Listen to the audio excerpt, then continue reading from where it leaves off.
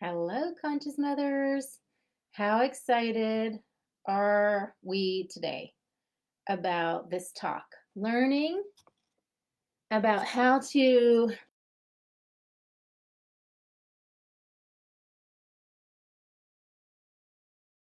pushing us when they're having a tough moment, when they're having a meltdown or a tantrum. And I'm so excited to be bringing you a deeper understanding today of what might be going on for you that's keeping you out of being present and keeping you struggling to find control. So, one of the big things that teaching my clients is how to be in true control of how they feel, how to really have ownership over their own state, their own emotions, their own mental clarity. And when kids are testing and pushing, when you don't have a plan for that, when you aren't practiced at being calm, then all of those great ideas and the interventions from the parenting book kind of go out the window. And I'm just looking at my image here. I can see my reflection when I do Facebook Lives. Those of you who do Facebook Lives know this. It's like it's very distracting because I just want to say on this topic that it's snowing out. It's so beautiful. Um, that what kids are wanting, this is relevant. I'm going to tie it in. What kids are wanting is connection, is no matter whatever age, they're wanting connection. They're wanting your attention. They're wanting for us to see them and know them. They're wanting to feel like they're enough for us. That's what all of our kids are wanting. And no matter like what kind of a crappy job you think you're doing as a mom, that is what they're seeking. And in moments where they are overwhelmed by a hard feeling, where they are feeling out of control themselves, then they need that even more, right? And this morning, my 7-year-old was not wanting to do her math work, and she's a math whiz, but she didn't want to do it. And um, and my husband was working with her patiently, which is a miracle and a blessing. And you guys know, those of you who know who are my clients know it's a miracle and a blessing right there. And and she so I told her, come and watch me get ready. I'm gonna do a Facebook Live. So I did my hair, I did all this. You can see, like I used the thing. I did the roller thing today. I put on the makeup to get ready. And I have an alumni call after this for Awakened Motherhood, and I put the energy in, and she needed connection. She needed, so I told her I'll do 3 rounds of wrestling with you. And while I was doing so we wrestled hard on the bed and all my curls. She was like, no, it still looks good, mom. Anyway, um, and then the 10-year-old came in because I was wrestling with the 7-year-old, so to she wanted to have a round. And I just want to say, raise like any of you out there wrestling with your 10-year-olds, we haven't wrestled in a little while. And man, she is strong. She's super strong. Um, but I won. I pinned her. So I still got it.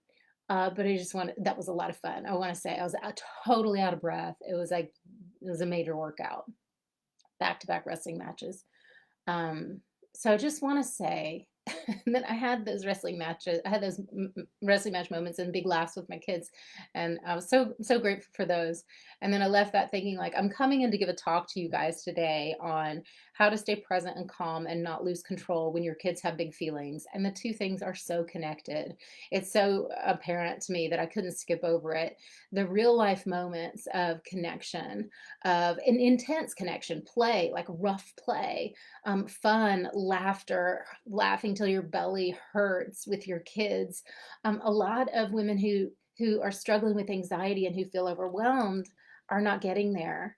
So if you're not getting there, if you feel like you're stuck in everything so serious all the time and you're trying to control everything and it's and you don't know how to get there, stay tuned because we're going to talk about that today because it's what's underneath this topic. Okay, it's all connected. Raise your hand, tell me hi when you get here. I want to know if you're, and stay with me if you come in. See if you can just commit the next 15, 20 minutes and be here. If you can't, come back and get a quiet moment later and watch when you're not being interrupted. If you can stay now, put earbuds in and hang with me. I am. I know and trust in my heart, and my prayer is, as always, that what flows through me today is just going to bless you and increase your life. It's going to increase your joy. It's going to increase your awareness of where you're stuck. It's going to open your eyes to what you want more of, and I trust that that will happen from our time here today. So sign up fully, get here, participate, focus. Say hi when you come on, and let's dive into staying present and calm versus losing control, or losing your stuff, losing your marbles, and yelling when kids are melting down and tantruming. But this is really just all day, every day. This is happening. I'm having calls every day with mothers who find me through my masterclass, and then share that they're yelling every day. You may also be yelling every day, or at the minimum, feeling irritated, frustrated, and hearing a tension in your tone that you don't like. And whether you're yelling or just holding in frustration, it almost doesn't matter. It's kind of the same thing. You're still your body is still taking the hit for that. Your kids are still feeling what you're feeling, and you're still not happy at the end of the day. You're not enjoying family time. You're not enjoying time with your kids. You're probably not knowing how to shut it off at the end of your workday, or manage kids and work, which all of us are doing right now. Um, so, all that to say, um, first, what we're going to talk about is just going to quickly kind of name what's going on for a lot of people, and raise your hand if this feels like you. So, your kids need you. They're trying to get your attention. They want your attention. They're either calling your name, or they're fighting with each other to get you to see them, to get your one-to-one connection. They want to connect. You might not read it that way, but that's what they're doing. All right, they want to connect. You might just think they're driving me crazy. Like, why are they so needy? Why can't they just play on their own? What's the problem? Why can't they know how to do the schoolwork? Why can't they just sit down and do it? Right? They don't really need me. They can handle this themselves. Or why aren't they respecting my boundary? I've given them the boundary. I've told them what they need to do, and they're not following directions. Okay, that's typically what happens when you start to go down that spiral.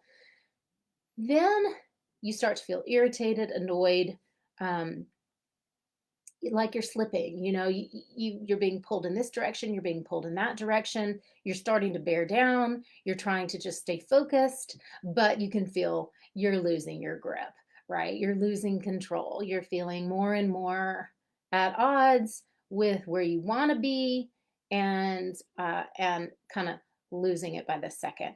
And then that results in kids amping it up and getting more upset, frustrated, spiraling out, maybe having their own tantrum or meltdown. And when I say kids, I mean all the way up to anyone at any age who's living in your house that's your child, 18. Like, there's no differentiating. Teenagers just sort of tend to withdraw more, or be more aggressive and kind of mean or rude in the way that they push back. But it's really all the same. It's the same kind of interaction. Then when kids start to spin out, even if you think like um, you're still hanging on, when their feelings get really big, then you yell, or you snap, or you just try to shut it down, or you lose it and kind of just go into an internal shutting down. All right. So there are a lot of other things that can happen, but this is just a snapshot of kind of the most basic version of interaction when kids are at a tipping point, and then we're at a tipping point. Okay. Then we completely lose control. We yell, we snap, we hit our breaking point, and then we know what happens after that. We're spiraling into lots of different yucky places. So what I want to tell you first is, and we're going to go over kind of 4 different points. The first of the 4 points is why yelling happens. Okay. And then we're going to look into, like, well, but what are we trying to achieve? And are we achieving it or are we not? And I'm going to explain and break that down. And then we're going to look at um, the result that yelling gives us. Okay, and really go into that. And through all this, we're going to raise your awareness. We're going to expand your view of yourself in this interaction so you have more power. That is always, always the goal. You have more power and you can claim your freedom. Because otherwise, what am I doing here? It's my job is to give you the keys to your kingdom, to give you the keys to your freedom, and to give you the keys to your power. And that's what I'm giving my clients. And as a result, their joy is increasing, their happiness is increasing, the loving connection that flows through their families is increasing every day. They have those keys to the kingdom now. So I'm going to talk about like what's getting in your way of having that. And then we're going to like peel the layer back, and I'm going to help you to understand like what's really going on here. When my kid is overwhelmed, what's happening for the kid, what's happening for me, to help you to find your solution for a more peaceful outcome, for a more steady calm in you, and a more peaceful outcome for them. Got it? Okay, let's dive in. So the first point is why yelling happens. So what do you guys think? Like, just drop in the comments. What is the reason why yelling happens that your mind tells you? So if you have a clear thought, just drop it in the comments. We think yelling happens because our kids are being annoying, because we're tired, our cup is empty, because there's not enough time, because there's no support. It's just me. It's just me. That's the reason. Because I'm alone with my kids. That's the reason why it's all too hard. Like if I had a bunch of extended family living here or with me, or a babysitter, then I would feel happy and joyful. And you guys, I got to tell you the honest truth. Like that doesn't give us joy and happiness. That's a condition our minds want to say. Like if I had that, then I would be happy. And it's just not the case. Is it true that support feels good? Yes. Is it true that sometimes extended family or babysitters can bring ease into the mix? Yes, it is true that sometimes that happens. However, sometimes it does not. And those of you who've experienced that know what I'm talking about. It can add stress. No matter what, at the end of the day, we feel how we feel. Like no one can change that except for us. And so, why yelling happens, number one, we wake up, we're already tired, we're on empty. We don't know how to fill our cup. We don't know emotionally how to get to a steady calm. We don't know how to set our tuner to feeling good all day. We just don't know how to do that. A lot of moms wake up in dread, dreading life every day. You guys, we only get to do this once this way with these people. And if you are waking up dreading your life, every day is a waste. There's just like, what good if you're not enjoying it? And if you're not enjoying it, we can guarantee kids aren't feeling it.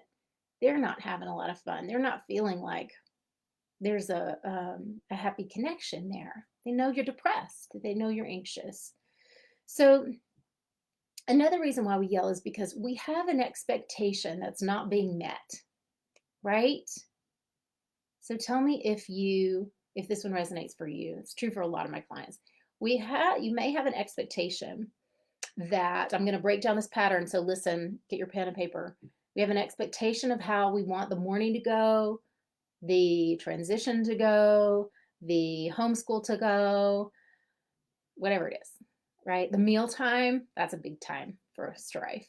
So we have an expectation. We want it to go like this, but we haven't done a whole lot of conscious thinking about it. And I'm talking to all of you who are not my clients. So you haven't worked with me yet. So you don't know how you haven't made the plan and set yourself up for success. And you're not emotionally like in a resilient enough place to handle those wobbles when they come, because kids create wobbles. That's what they do. So you have an expectation, but it's built on sand. You know what I mean? Like you're not set up for success. So it's going to get unmet. And when it gets unmet, when it goes unmet, meaning the kids don't meet your idea of what they should be, who they should be, the day doesn't cooperate, your colleagues or clients are flipping out, your boss is anxious, like the things are not going the way you want them to go. what happens inside of us? We constrict, we get tense, we get angry, we get mad, we start to feel like super anxious, insecure, and we spin out. But even if we don't spin out on the outside, we're spinning out on the inside. Okay, when things get hard like that, what do? Our instinct, we grasp for control. We try to control all the pieces because we feel, I know this word, everybody's like, no, I don't, that doesn't resonate for me. It didn't used to resonate for me. I don't ever feel afraid. I don't feel fear. I don't feel scared. I just get mad. But that's fear. Mad is fear. So when you start to feel out of control, it's like the rug is being pulled out from underneath you. Fear is getting triggered. I don't like feeling out of control. I want to know what's happening. You need to be quiet. You need to do your work. Everybody needs to just stop because I'm going to hit a breaking point. Does that resonate? So raise your hand if that resonates. What happens next? Usually this is where we yell. This is where we try to stop something uncomfortable from happening. We try to control a kid. We try to force something to happen that's not naturally happening. Sometimes it's even like an effort to have fun. We want to play with our kids, but we're like so hyper controlling about it that it's just not fun for anyone. We can't tolerate or stand like the lack of structure or the creative, imaginative play or whatever because we're so anxious. It's not our kids' fault. It's because we're vibrating at that, like, oh, I can't stand it. So when we try to maintain control and we're losing in any way, we react, we yell, we snap, we get angry. And then what? It's like we fail. That's where most people go. I've failed. And then there's a guilt and shame spiral. Oh my God, I'm such a horrible mother. Oh my God, I'm going to have to quit my job, or I'm going to get fired, or I can't do both of these things, or there's just this like ripping apart inside of none of this is working. I'm so out of control. And then guess what? Boom, overwhelm. You're in overwhelm. And here's the thing about that. Kids are having their own experience. We're having our own experience, but we're going to step all over each other all the time. So when they start to get overwhelmed in their feeling, and then we get overwhelmed in our feeling, guess what happens? We just create this big, awful soup pot of overwhelm, and it boils over and it makes a much bigger mess than just one of us with a feeling would have. So I'm going to help you understand that a little bit more today. If you guys saw my post earlier, when was that? Where I talked about detaching, being present, detaching from your kids' big feelings. And I'm sure if that upset one person in the group, I'm sure it upset like, 500 of you who just didn't say anything about it.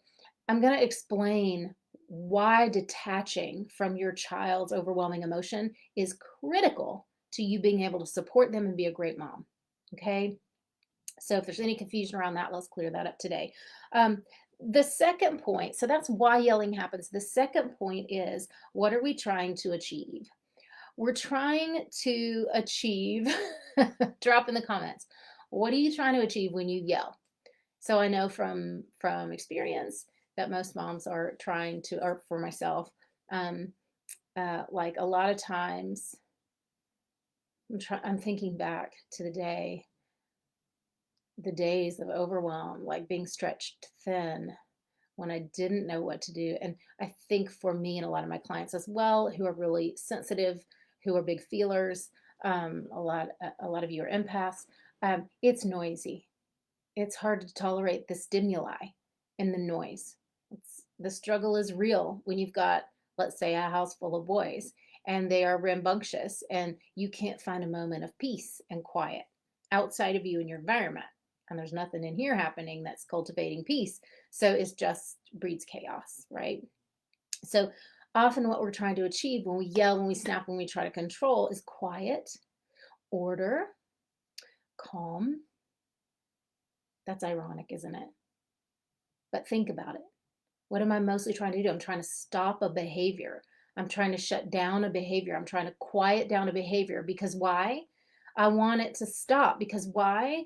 I think that will give me calm. Condition. That's conditional. I think if you stop, I can achieve calm. So you have to stop what you're doing so I can achieve calm, right? I need it quiet. I need order. I need to think. I need to find my calm. And if you're doing that thing, I can't do my thing. It's not true. I mean, it's true because if you don't know another way, but the mind lies in that way to trigger us to react to our kids' big emotions and to join with them and be like, no, no, no, no, no, you have to stop. You have to stop because I can't. If you don't, I can't. Again, if then, right? It's a better way than all this I'm going to tell you about. Um, so it's interesting that the objective is good there. Like the objective, wanting quiet, wanting order, wanting calm. I'm 100% on board with all those. I like those things. I like having a peaceful home. I like having a home with a lot of laughter, no drama. I love having, I love like just relaxing into the fact that my family feels content. We feel calm. We're happy. We enjoy each other. Those are really important things to me. Those are the most important things in my world to me. There's nothing that even comes close to that. I want to know that everyone's happy, content, and good. Can I control that? No. But can I feed that? Can I set us up for success? Can I nurture that and grow that and expand that? 100%. Absolutely. I spend my life doing that. Does it feel good? Yes. Does it deplete me? No, not at all. It doesn't have to deplete us. But when you're working from a trying to grasp control, it depletes your energy. It really drains you. You wind up feeling empty, then frustrated, then mad at everyone and yourself that it's all failing. Okay. So the objective is good, to want order, to want calm, to want peaceful connection, to want joy. It's all good, you guys. You don't have to give up on that. Keep that objective. The problem is how you're going about trying to achieve it. All right. So through control, through scaring kids into being quiet, through being louder than them, being bigger than them, threatening them. Like these were the parents. This was the kind of parenting a lot of people in my generation received. The threats, the I'm bigger than you, the don't push me.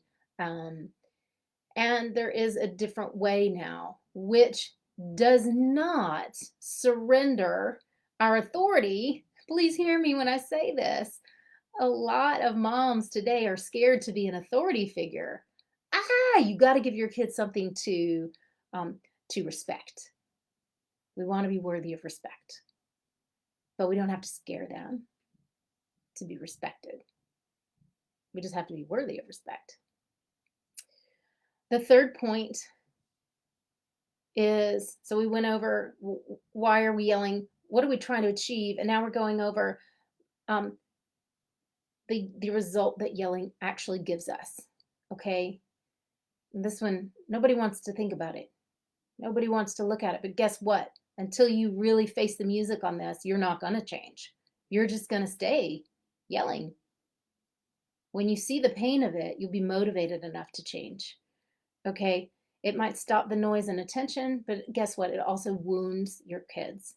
It creates wounding. It creates energetic imprints in them, in who they are, that they're going to grow with, and that will become points of attraction for them in their future partners, in their future friends, okay, in their future boss, in their future clients.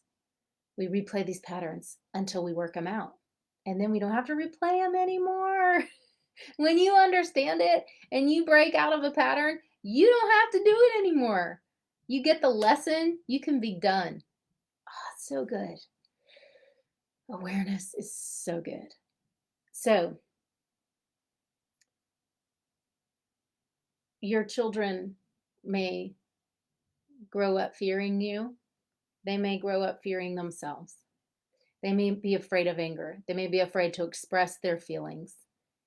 When they're having a feeling and you hijack it or one up it, it's not safe then for them to just have a feeling at home or with mom or dad.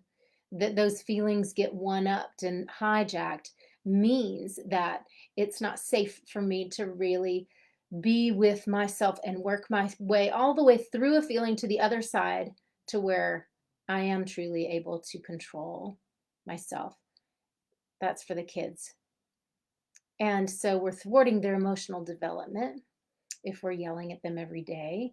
And in addition to that, we're breaking a trust. And a lot of you know this, and you say this to me on calls. Like, I just am afraid of how much I'm eroding the trust with them, how they're not going to come to me when they're stuck out late at night at a party as with their friends, and someone does something stupid, and they're not going to call me because they're afraid I'm going to freak out. I'm going to flip out. They know I'm going to lose it. I'm not a safe person for them, that there's no emotional safety. And so they won't call me. They'll solve the problem on their own with their stupid friends. Sorry. But teenagers make bad decisions, you guys. They make terrible decisions. And so did we, I'm sure. And so this is an aspect that causes so much fear in mothers, that when our kids are 7 or 5, or it's painful. We just want to escape it. But I want you to really slow down and think about, what are you building for the long term? Because how you are being now with your kids is the future you're going to have with them. You're really developing that now every day. Not to say sometimes you're not going to lose it. And life happens. But I'm talking to those of you who are yelling every day, who are feeling stress every day, who are not handling it the way that you want to, who are feeling really overwhelmed. And those of you who, when your kids go down a rabbit hole of a big feeling, or they're pushing you, they're not listening to you, they're ignoring you, that's so bad. I have a really hard time when I'm in public places and I see kids ignoring their parents. I have a hard time biting my tongue. At least now I wear a mask, so that helps. Just button. But if you're not able to get their attention and their respect in that way, then you are guaranteed you're frustrated. I feel that you're frustrated, and you're right to be frustrated, because that is not the highest path. The highest and best path is that when you speak to them, they hear you, they connect with you, you connect with them. You're not judging them. You're not needing to control their feelings and keep your hands all on their dials. You're letting them feel what they want to feel, because you feel good either way. You feel good either way. So the last point is, what is really going on when a kid gets overwhelmed?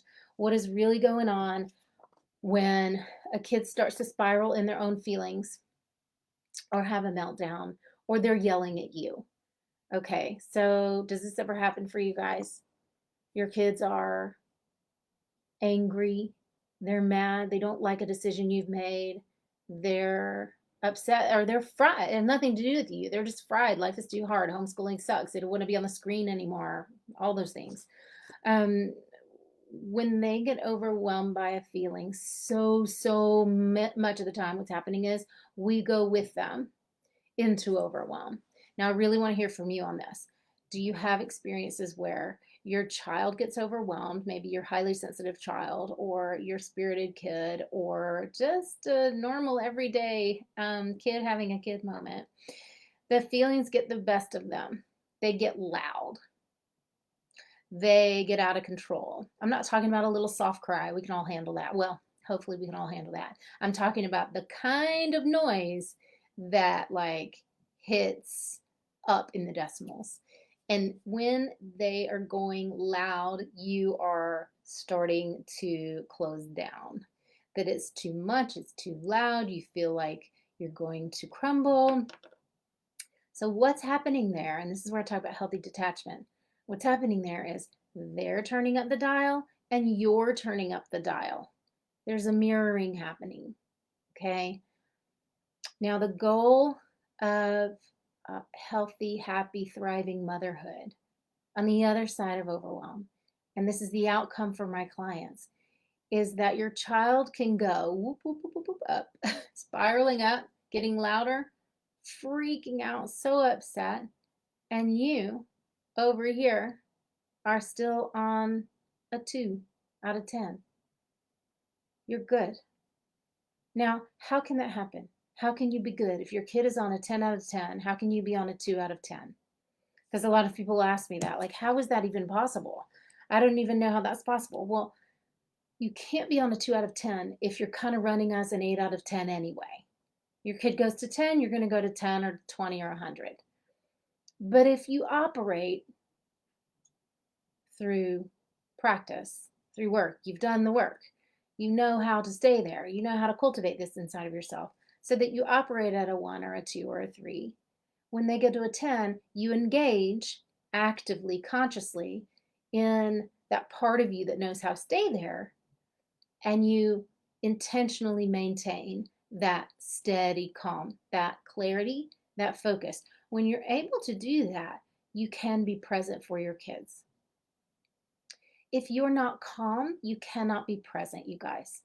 It's the reason why so many of you who call me say, I can't stand to get on the floor with my kids and play with them.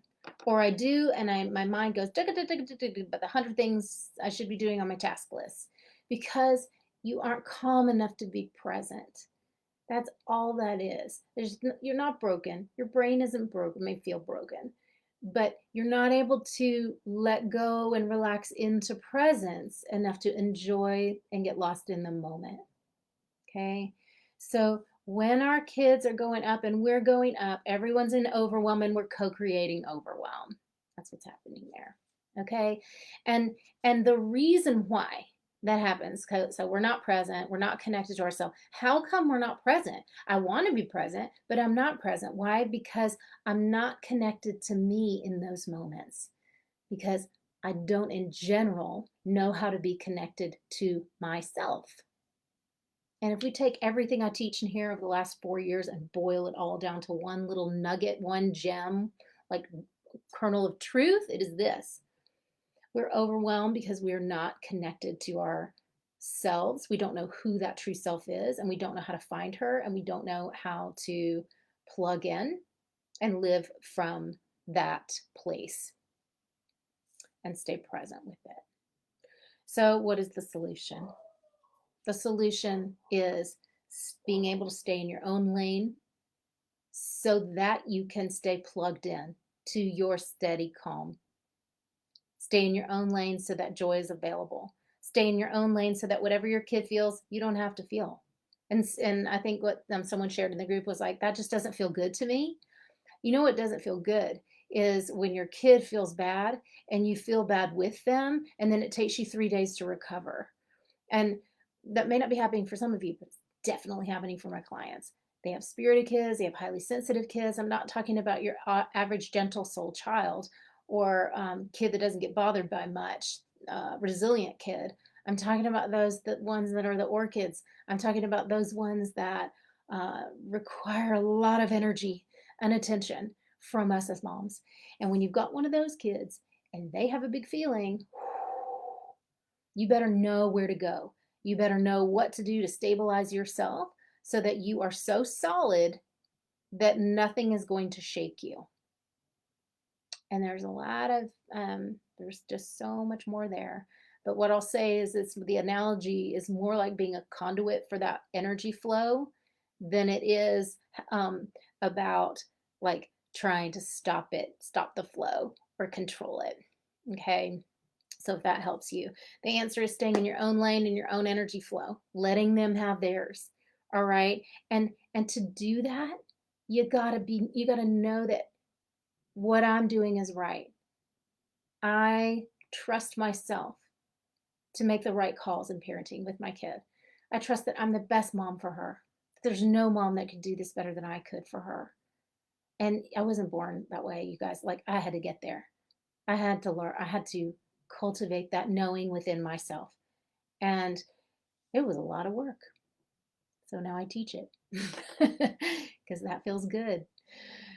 That feels really good to be able to pass that on after spending many years etching that out for myself. That part of me, that identity that believes and trusts and knows that I'm going to make the right calls for my kids. And I'm also going to make mistakes, but I'm totally okay with that because we're going to learn from them and we're going to learn together from them.